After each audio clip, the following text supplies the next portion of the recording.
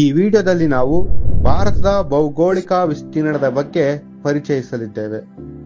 ಭಾರತದ ಒಟ್ಟು ವಿಸ್ತೀರ್ಣ 32,87,263 ಚದರ ಕಿಲೋಮೀಟರ್. ಇದು ವಿಶ್ವ ಭೂಭಾಗದ ಶೇಕಡ 2.4ರಷ್ಟಿದೆ. ಭಾರತದ ಭೌಗೋಳಿಕ ವಿಸ್ತೀರ್ಣ ಉತ್ತರದಿಂದ ದಕ್ಷಿಣಕ್ಕೆ 3,214 ಕಿಲೋಮೀಟರ್, ಪಶ್ಚಿಮದಿಂದ ಪೂರ್ವಕ್ಕೆ 2,933 ಕಿಲೋಮೀಟರ್. ಭಾರತವು ಸಂಪೂರ್ಣವಾಗಿ ಉತ್ತರ ಗೋಳಾರ್ಧದಲ್ಲಿ ಪೂರ್ವ ಭಾಗದಲ್ಲಿದೆ. 8 ಡಿಗ್ರಿ 4 ಮಿನಿಟ್ ಉತ್ತರ ಅಕ್ಷಾಂಶದಿಂದ 37 ಡಿಗ್ರಿ 6 ಮಿನಿಟ್ ಉತ್ತರ ಅಕ್ಷಾಂಶದಲ್ಲಿ ಹಾಗೂ 68 ಡಿಗ್ರಿ 7 ಮಿನಿಟ್ ಪೂರ್ವ ರೇಖಾಂಶದಿಂದ 97 ಡಿಗ್ರಿ 25 ಮಿನಿಟ್ ಪೂರ್ವ ರೇಖಾಂಶದ ಮಧ್ಯಭಾಗದಲ್ಲಿ ವಿಸ್ತಾರಗೊಂಡಿದೆ.